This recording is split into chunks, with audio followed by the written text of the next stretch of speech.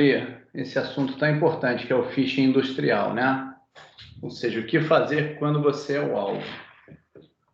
Como em todos os nossos webinars, vocês não precisam anotar nada, a gente vai disponibilizar essa gravação para todo mundo. As dúvidas no chat, quando a gente acabar de falar, a gente responde. E, enfim, para que a coisa possa andar no tempo que a gente especificou, a gente vai deixar vocês com microfones desligados e ao final fiquem à vontade, tá? Então, ok. Vou pular aqui esse jabá, né? Enfim, eu sou Marcelo Branquinho. Eu sou o Thiago. Ele é o Thiago, CTO da TaySafe. Tá? Estamos aqui para proteger o então, tudo aqui eu vou pular. Então, tá bom. Então, começando efetivamente a falar do tema, falar sobre o blackout que veio por e-mail, né? Então, esse e-mail que vocês estão vendo na tela foi um e-mail que alguém da central elétrica ucraniana recebeu. Enfim, era um ataque por phishing, né?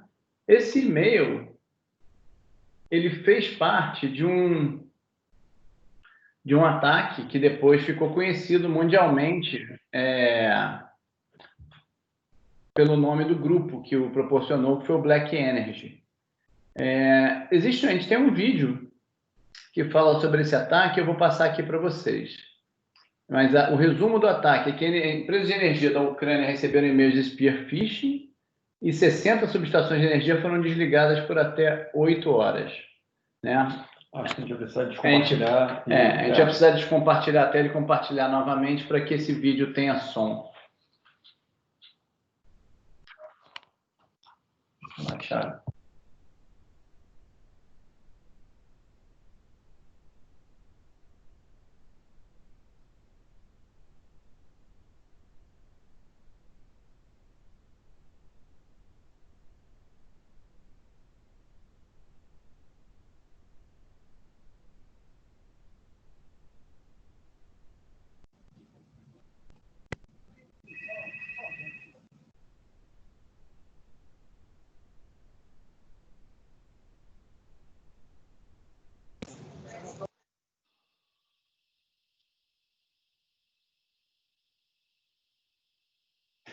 Russian hacking to influence the American election has dominated the news, but we've also noticed a hacking attack that could be a future menace to America.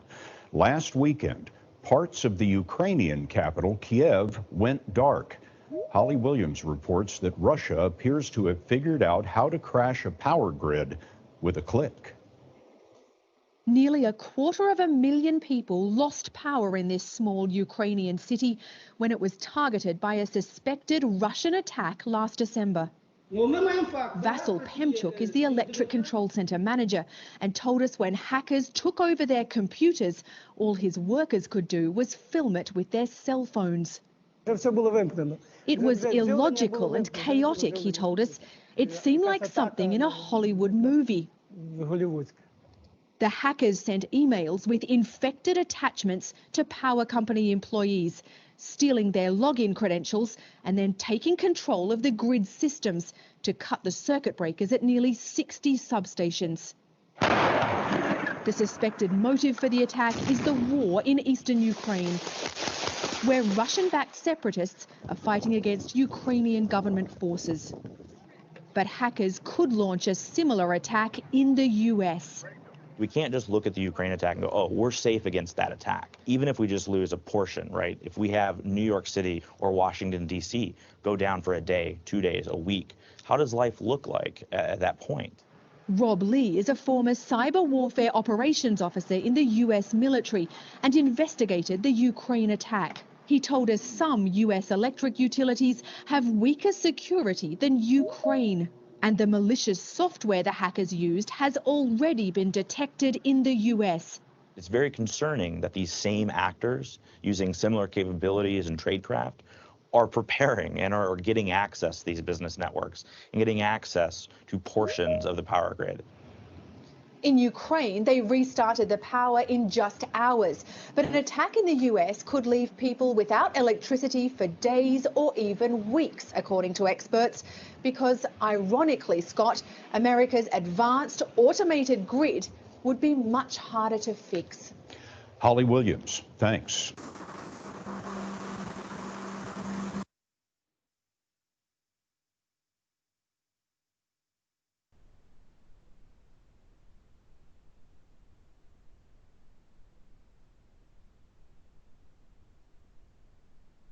Né? Então, voltando aqui, vocês assistiram esse vídeo, inclusive tem um comentário da repórter no final do vídeo falando que a malha elétrica americana levaria mais tempo para se recompor de um ataque desse do que a ucraniana, e a justificativa disso é que a malha elétrica americana já é toda digitalizada, enquanto a ucraniana ainda tem muita coisa não digital, ou seja, eles ainda conseguem religar os circuitos elétricos através de seres humanos. Os Estados Unidos não.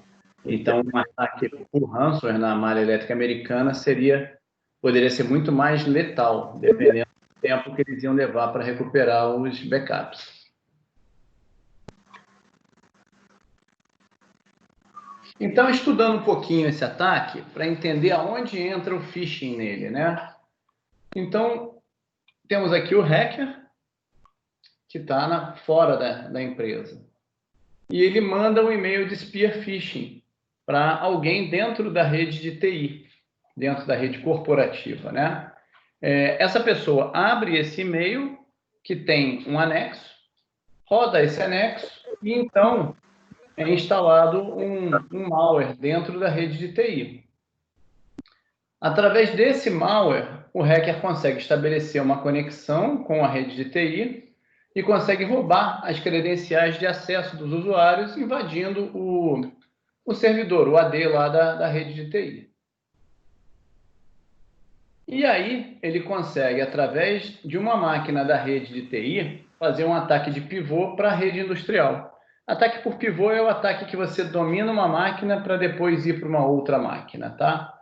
E aí ele consegue entrar na rede industrial, que é a rede de TA, no canto direito daí que vocês estão vendo. E, estando lá dentro, ele manda comandos para abrir as chaves elétricas através dos sistemas de controle.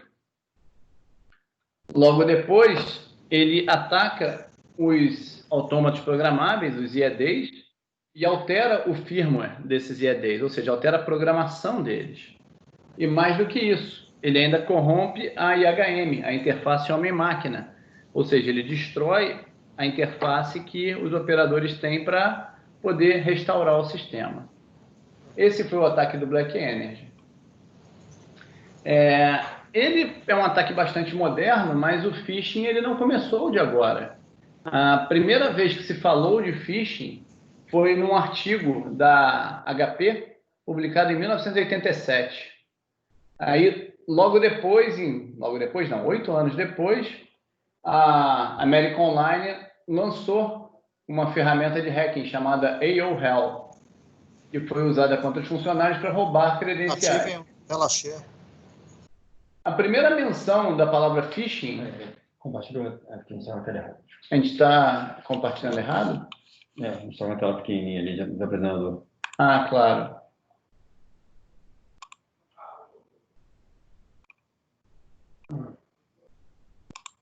Pronto. Tá, estamos em tela cheia agora? Agora sim. Agora sim. Então tá. Então tá bom, pessoal. Desculpa pela tela pequena aí, mas a gente está projetando, a gente não consegue ver exatamente o que vocês estão vendo. Mas ok. Então a primeira menção de phishing foi feita num fórum de discussão em 1996.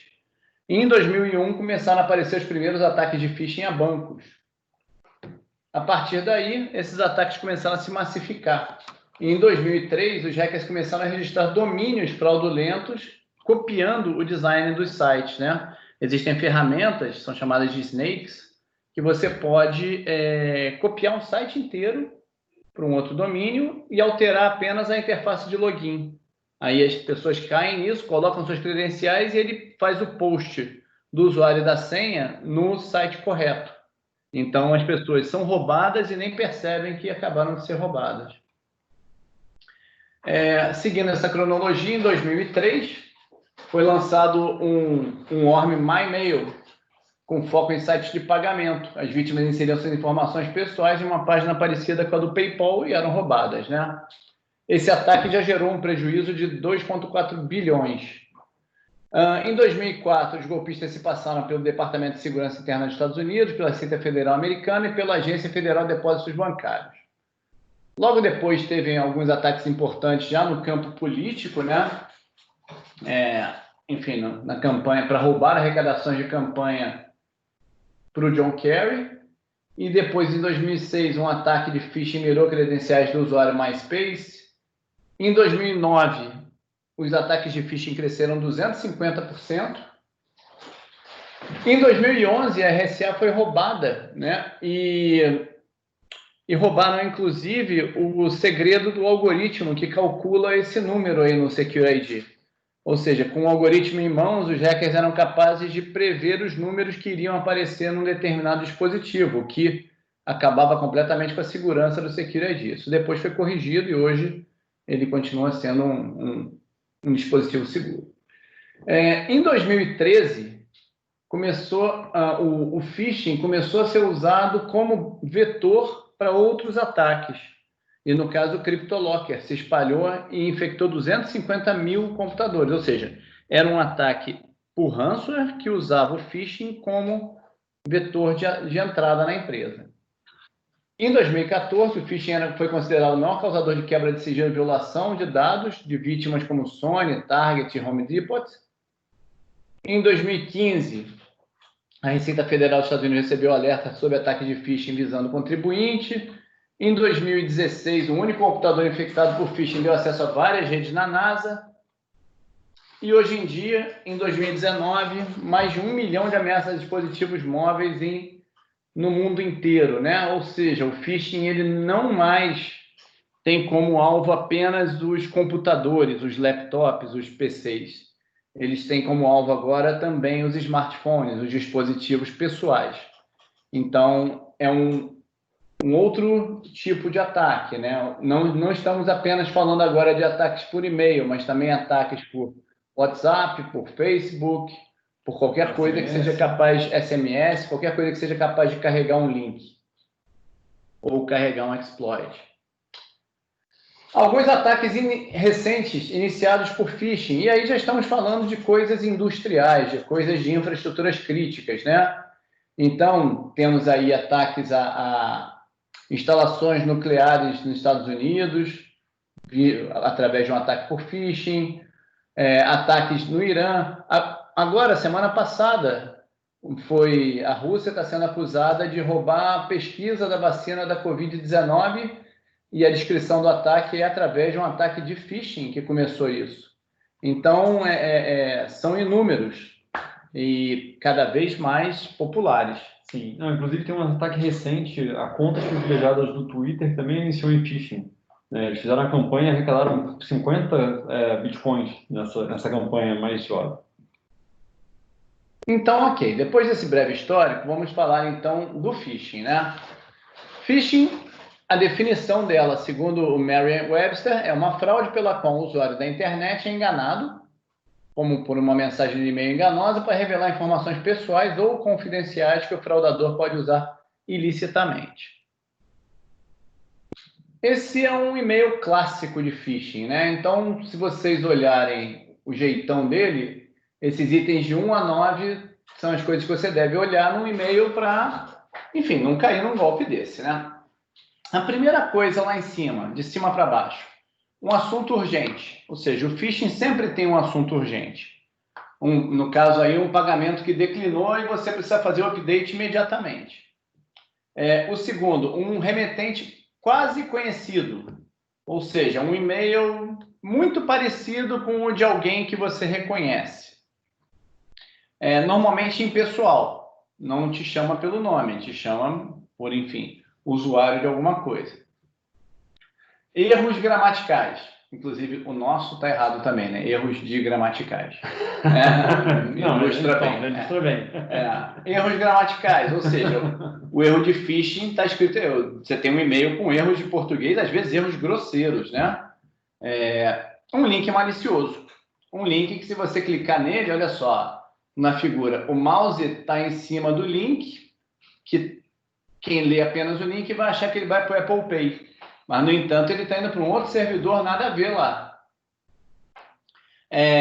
Uma tática do medo, né? Se você não fizer o que o e-mail pede, ou você vai perder alguma coisa, ou alguma coisa vai ser bloqueada ou desativada, assinado por alguém inexistente. Com dados errados, obviamente, e muitas vezes um anexo bizarro, um anexo nada a ver. Tem um nome totalmente nada a ver, que se você abrir, você obviamente vai cair num golpe. Então, todos esses itens compõem um e-mail clássico de phishing. Além do e-mail, tem também os sites de phishing, né? Então, por exemplo, a mesma lógica, né? Apple Pay. Olha lá como é que está o link dele, né? Tá Apple Pay, ou seja, ele trocou uma letra de lugar, mas se você ler rápido, ninguém percebe isso. Uma outra coisa, falta a barra de navegação. O Apple Pay está escrito errado. A página original, ela não requer senha. Ou seja, se entrar na página applepay.com, não tem um pedido de senha. E essa tem. Ou seja, ele botou uma outra página aí, o hacker, né? E não tem rodapé na página. Então, esses são sintomas típicos que você está caindo num site de phishing. Né? E, bom, falando de phishing e variações sobre o mesmo tema, existem diversas denominações para o phishing, né? Então, você tem o spear phishing, que é o phishing direcionado para alvos específicos, que é o mais comum, né? É você receber um e-mail, enfim, alguma coisa do gênero. Você tem o whaling, que é o spear phishing direcionado para altos executivos das empresas. Você tem o phishing, ou seja, nem sempre o ataque de phishing ele é feito por e-mail ou por WhatsApp. Alguém pode te ligar falando, olha, aqui é da empresa tal e nós precisamos que você confirme seus dados por alguma razão qualquer. Entre aqui nesse link que eu vou te passar por telefone aqui e completa lá. E tem também o smishing, que é o phishing via SMS, via mensagens de texto. Isso é muito comum, inclusive. Toda hora eu recebo aqui, acabe com suas dívidas, sem pagar nada e tal, clique no link. É muito comum, realmente. Né? Por que o phishing funciona? 2 motivos. Primeiro, configurações inseguras. No mundo perfeito, você dentro da sua empresa, você nunca deveria receber um e-mail de phishing. Por quê? Você deveria ter firewalls evitando isso, sistemas anti-malware evitando essa mensagem, fluxos de aprovação, anti-spam, uma série de controles de segurança deveriam impedir que você recebesse um e-mail com um golpe. No entanto, você recebe. E o segundo fator que faz você cair nisso é a engenharia social. Ou seja, os atacantes eles exploram essas interações sociais que os seres humanos têm para obter vantagens. Normalmente envolvem práticas de falsidade ideológica e de estelionato. A engenharia social, ela ignora controles rigorosos, né? Então, não adianta muito você ter todos os controles do mundo dentro da empresa para evitar ataques que venham normalmente, né, por meios cibernéticos, se o ser humano não for treinado. Porque o atacante pode bypassar todos os controles de segurança e atingir direto a vítima. Como? Fazendo-se passar por uma outra pessoa. Tem um livro que é do Kevin Mitnick, que se chama A Arte de Enganar. Eu recomendo a todos que leiam, tá? É um livro bem legal. Esse livro ele tem uma das crônicas do livro, ele fala como que ele conseguiu roubar um projeto de uma empresa grande sem fazer nenhum tipo de ataque cibernético, só por engenharia social. Como é que ele fez, né? O Kevin, ele sabia o nome da empresa, ele sabia o departamento onde ele tinha que roubar esse projeto, e ele descobriu, através do site da empresa, do organograma da empresa, quem era o diretor responsável pela área desse projeto. Então ele começou a verificar a vida desse cara nas redes sociais, no Facebook do cara.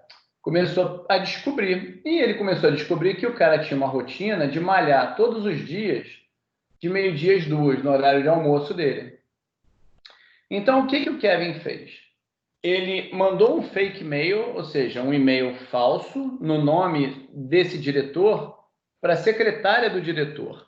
E mandou esse e-mail por volta da 1 da tarde, um horário que ele sabia que o diretor estaria na academia com o celular desligado. E logo depois que ele mandou esse e-mail para a secretária do cara, ele ligou para a secretária do cara, se identificando, falando, olha só, eu sou o fulano da empresa de auditoria tal, ele deu o nome de uma Big Four, e eu preciso desse projeto aqui, que o seu chefe acabou de mandar o e-mail, preciso dele impresso nos próximos 20 minutos. Você pode, por favor, imprimir e colocar no envelope que eu vou mandar um motoboy aí buscar? Aí a secretária, como não tinha como falar com o chefe, que teoricamente pediu para ela imprimir e entregar esse relatório, e está vendo a sensação de urgência, porque se ela não entregar vai dar um problema, ela imprimiu o projeto, botou num envelope, e o hacker mandou um motoboy lá coletar o envelope com o projeto, e ele bypassou todos os controles de segurança que a rede pudesse ter, dando um simples golpe, ou seja, ludibriando uma pessoa. Bom, enfim, o que se pode fazer para evitar ataques de phishing? Tá? Vou passar aqui para o Thiago para ele falar um pouco. O primeiro ponto, Thiago. Né, gente? Obrigado, Marcelo. O primeiro ponto é acessar e-mail e internet no lugar certo. Porque se você tem um controle do ambiente que está sendo acessado, sendo usado para acesso, você já minimiza bastante a superfície de ataque desse usuário. Então, utilizar o e-mail em quiosques de internet desconhecidos, em máquinas de estranhos, parece coisa que a vovó falava, né? Não pega carro com estranho, não aceite bala de desconhecido. Mas acontece ainda, as pessoas ainda acessam e-mail de lugares que não deveriam acessar.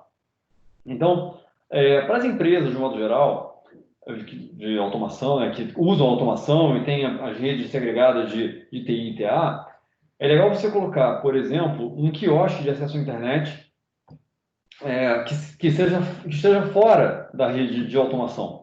Então, nesse sentido, se a pessoa receber algum tipo de ataque por e-mail, esse ataque não vai atacar diretamente a sua rede de automação, que é crítica, né? Então, esse é um ponto muito importante. É muito comum a gente visitar os clientes e você ter duas máquinas. O sujeito tem na bancada dele a máquina de TI e a máquina de TA, para poder fazer as atuações diferentes, né? Na TI ele vai cuidar de e-mail e tudo mais, e na TA ele vai cuidar do processo, tá? Bom, outro ponto é ter cuidado com BYOD, né? Com Bring Your Own Device. Então, você ter, por exemplo, sistemas de container para smartphone, para colocar sistemas corporativos que são utilizados no telefone do colaborador nesse container. Então, você consegue controlar a criptografia, consegue controlar o navegador, e aquilo que você consegue fazer de movimento entre o telefone real e o container. Tá? Para usuários de Samsung, não tem jabá nenhum aqui, na verdade, existe um sistema embutido nas linhas premium da Samsung, que é o Samsung Knox. Ele é um container, ele é uma máquina virtual que roda dentro do celular e permite que você tenha controles assim, né? Por exemplo. Bom, outra coisa é você ter credenciais difíceis de roubar. Então, o que é uma credencial difícil de roubar? Você pega, por exemplo, uma senha fácil, é fácil de você até adivinhar a senha. Se você tem uma autenticação baseada em 2 fatores, por exemplo, biometria e senha, ou senha e token no celular, você dificulta o roubo dessa credencial, porque mesmo que o usuário tenha um dos fatores roubados, sei lá, ele perdeu o telefone, ainda assim precisa da senha, ou descobriram a senha, vão precisar do telefone para poder fazer a segunda autenticação. E aí você dificulta bastante o uso de uma credencial roubada. Bom, outro ponto é a segurança embutida nos servidores de e-mail. Então, é possível controlar domínios IPs que vão comunicar com blacklist ou whitelist. Então, é claro que é muito difícil de você estabelecer isso no mundo moderno, que todo mundo precisa de e-mail para se comunicar, mas você pode, de repente, restringir para que determinados usuários recebam e-mails somente dos fornecedores selecionados. Ainda assim é difícil. Como é que a gente regula isso? Tem uma função que os servidores de e-mail hoje podem utilizar, que é o bloqueio de domain keys. Então, para evitar, por exemplo, e-mail spoofing, né, em que você tem alguém enviando e-mail em nome de outra pessoa da empresa, você pode usar o domain keys DKIM, Domain Keys Identified Mail. Então, por exemplo, aqui na TakeSafe é assim, se você manda um e-mail de um servidor desconhecido que não tem domain keys, né, cadastrados, a gente não recebe. Isso aqui já bate diretamente no nosso filtro de spam. E isso não é difícil de implementar, tá? A maior parte dos sistemas hoje permitem você fazer a restrição de acesso de recebimento de e-mails baseados no DKIM. Isso é ruim, por um lado, você perde, né? Algumas empresas não têm, de fato, DKIM, mas, por outro lado, você aumenta significativamente a chance de não receber um e-mail de phishing. E a implementação correta da criptografia. Um problema muito comum é você fazer uso de e-mail e as pessoas não implementarem, principalmente servidores internos, né? Não fazer implementação de criptografia. Então, você pode ter chaves de usuários, autenticação de usuários passando em claro. Né? Ainda encontramos isso por aí. Tá? Então, é importante implementar a criptografia corretamente. Bom, filtro de spam, só para especificar, tem algumas opções gratuitas, inclusive, né? Tem aí algumas opções, a parte do Spam Assassin, o Spam Buster e o Spam Eater Pro, você consegue implementar nos servidores de e-mail. Configuração de cliente de e-mail, então você pode fazer inspeção de anexos e ter recurso anti-phishing no cliente de e-mail, no próprio Outlook, por exemplo, que é amplamente utilizado. Você tem, tá aqui a figurinha, você pode relatar a mensagem, na hora que você recebe, você diz, olha, phishing. Então você relata tudo como phishing, isso já vai para a inteligência do anti-spam Microsoft e você ajuda, inclusive, a proteger outros usuários, né? Proteção na navegação. Os sistemas, os navegadores hoje, Firefox, Edge, Chrome, eles têm recursos anti-phishing. Então, quando você recebe um e-mail de phishing e vai para o browser, né, vai fazer a navegação num link de phishing, ele pode barrar aquilo e falar, olha, esse link não é legal, esse link é de phishing, ele é reconhecido como phishing. Você tem plugins de análise de reputação de site. Vários fabricantes de anti-malware produzem isso, e aí você tem lá, quando você entra no Google, por exemplo, e faz uma busca, o próprio plugin mostra para você se tem, um dos exemplos é o Web of Threats, né, o WOT, que é gratuito. Ele mostra para você do lado do link se aquele link é seguro, se ele foi reportado ou não.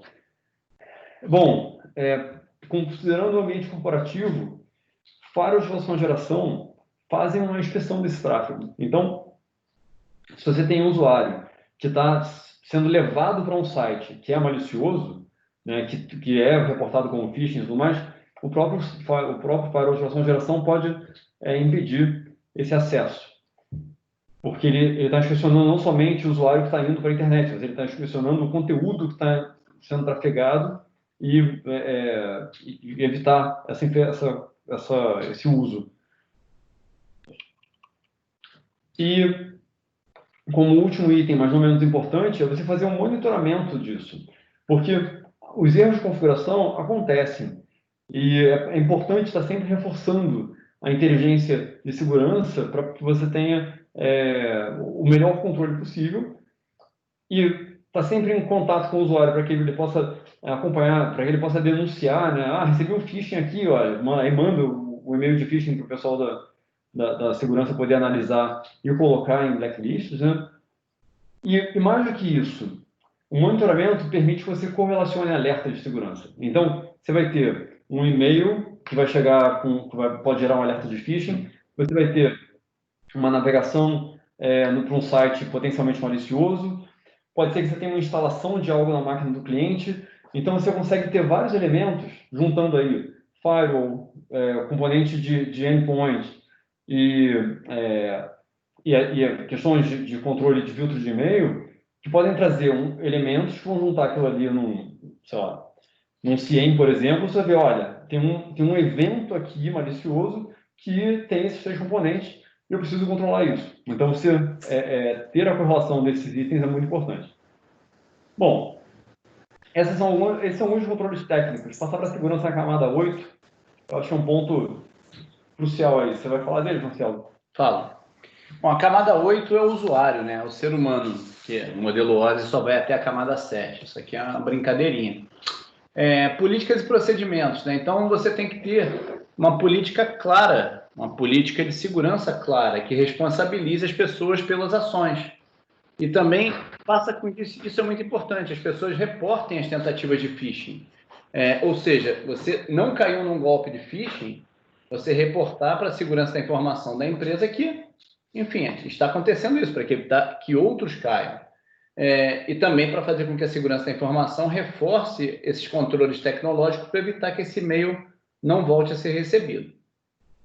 Restringir os encaminhamentos em massa e proibir o uso de chat dentro de e-mail. Restringir encaminhamentos em massa, vocês, provavelmente quase todo mundo aqui deve ser usuário de WhatsApp, vocês estão vendo agora, né? Que o WhatsApp só manda para uma pessoa. Isso aí foi feito para não propagar fake e-mail, mas também para não propagar golpes de diversas naturezas, dentre eles de phishing. Não propagar fake news, eu falei fake e-mail. Parte de treinamento e conscientização, enfim, não tem muito jeito de você conscientizar os usuários se não treinando-os. Ou seja, participar de webinars como esse e de treinamentos específicos para evitar que eles caiam em golpes por engenharia social e golpes por phishing, tá? Existem alguns sites, o InfoSec Institute e o KnowBe4 é o mais legal, que você tem golpes prontos de phishing para treinamento. Como assim? Você gera um e-mail com uma cara muito legal institucional, customiza esse e-mail para ele parecer um e-mail muito válido dentro da sua empresa e manda para a empresa inteira. Na verdade, ele é um ataque por phishing. E quando as pessoas caírem no ataque, elas são logadas. Então, você vai saber exatamente quem caiu no ataque e vai poder, obviamente, já a partir daí, já instruir essa pessoa. As ferramentas permitem, inclusive, que elas já recebam um e-mail dizendo você caiu no ataque de phishing, você não deveria ter aberto esse e-mail, aí falar lá um texto sobre as providências e o que ele não deveria ter feito, né? Diga. Inclusive, a KnowBe4 tem um estudo recente, acho que foi 2019, em que eles pegaram 13 mil empresas, 15 mil empresas, uma coisa assim, e avaliaram como é que essas empresas estariam suscetíveis à questão do phishing. E viram que você tem aí, numa análise inicial, 40 e poucos por cento das empresas, 43%, 47%, são suscetíveis. No entanto, eles pegaram outro grupo, já baseado nos clientes deles, e fizeram o seguinte: as empresas que têm 1 ano de testes de phishing constante, elas caem muitas vezes de 40 e poucos por cento, né, para 3%. Então, de suscetibilidade ao phishing. Então, é importante, de fato, conscientizar as pessoas para que elas não caiam nesses problemas. Isso. Além disso, a validação da informação, né? Então, quando você receber algum tipo de tentativa de ataque, alguma coisa assim, verifica a informação. Tipo, telefona para a empresa que está te pedindo alguma coisa por e-mail, verifica se o site que você vai entrar realmente existe, se o link está certo, confere em sites de teste quais são os indicadores dessa empresa ou desse site que você está tentando acessar. Tem diversos sites de teste. Enfim, ainda tem aqui mais algumas, assim, prevenção. Não, esse é o... Já foi, né? Então tá, antes de terminar, tem uma coisa que eu imaginava que estava nesse slide, mas eu não vi aí, que é o seguinte, que é muito importante, é a segregação da rede industrial com a rede de TI. Tá? Ou seja, não deveria ser possível que uma pessoa conectada à rede de automação abrisse um e-mail ou acessasse um website. Essa pessoa, a norma 1 da ISA 62443 fala, olha, não pode ter internet dentro da automação. Você não deve ter conexão com a internet, nem direta e muito menos roteando. Então, uma boa prática, o que é? Pegar um computador da rede de TI e botar lá dentro da rede de TA. O cara usa aquela máquina lá para acessar a internet, para acessar o e-mail dele, fazer o que ele quiser. Mas essa rede não tem, em nenhum momento, conexão com a rede de TA. Tá? Então, tudo isso que a gente está falando deriva já de um problema que as redes de TA normalmente têm, que é permitir a conexão com a internet. Não deveria existir de forma nenhuma, tá? Então, fica essa dica também. Segregar essas redes é fundamental.